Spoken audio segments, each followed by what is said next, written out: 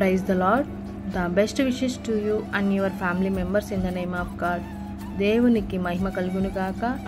దేవుని నామము పేరిట మీకును మీ కుటుంబ సభ్యులందరికీ శుభాభివందనములు. Today God's promise. ఈరోజు దేవుని వాగ్దానము.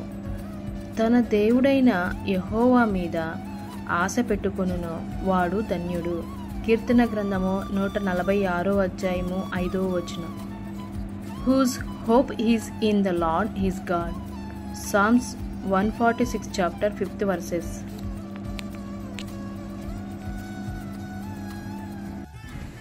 ప్రియమైన సహోదరి సహోదరులారా, ఈ ఉదయకాల సమయంలో దేవుడు మన అందరితో ఈ వాగ్దానం ద్వారా మాట్లాడుచున్నాడు.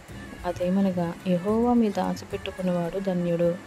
ఇక్కడ మనం చూసినట్లయితే మనుషులకు వారి పుట్టుకను అనుసరించి దేవుడు స్వాస్థ్యాన్ని అనుగ్రహించలేదు, కానీ తన చిత్తానుసారముగా తన సంకల్పం చొప్పున దేవుడు మనల్ని ఏర్పరచుకున్నాడు.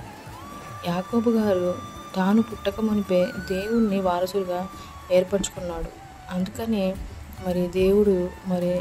దేవుడి మన యోగ్యతను బట్టి కాదు, కానీ యాకోబు గారి యోగ్యత బట్టిని కాదు, కానీ ఎన్నుకోలేదు, కానీ తన కృప చొప్పునే యాకోబు గారిని ఎన్నుకున్నాడు. ఆ విధంగా దేవుడు యాకోబు సంతతిని ప్రేమించాడు. ఈ విధంగా దేవుడు తన కృప చొప్పునే యాకోబు గారిని ఎలాగైతే ఎన్నుకొని ప్రేమించి తన సంతతిగా చేసుకున్నాడో అలాగా ధన్యుడయ్యాడు. మనము కూడా మన జీవితంలో అలాంటి ధన్యతను పొందుకోవాలని దేవుని యొక్క నామంలో మీ అందరినీ కోరుకుంటున్నాం. అటు ధన్యత మనందరికీ కలుగును గాక. ఆ విధంగా ప్రార్థన చేద్దాం. పరిశుద్ధుడా, ప్రేమ కలిగిన మా తండ్రి, మహోన్నతుడా, మహాగణుడా, మీకు ఎన్నో వందనములు, స్తోత్రములు. దేవా, నీలో జీవించడానికి నీ మీద ఆశ పెట్టుకుని మేమందరం ధన్యులగినట్లు అట్టి కృప దయచేయమని, కేవలము నీ కృప చొప్పునే మమ్మల్ని ఎన్నుకున్నావని అయ్యా ఈ వాగ్దానం ద్వారా మాకు తెలియజేసినందుకు వందనములు.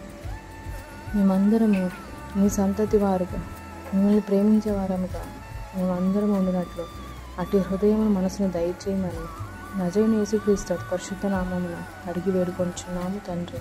ఆమేన్.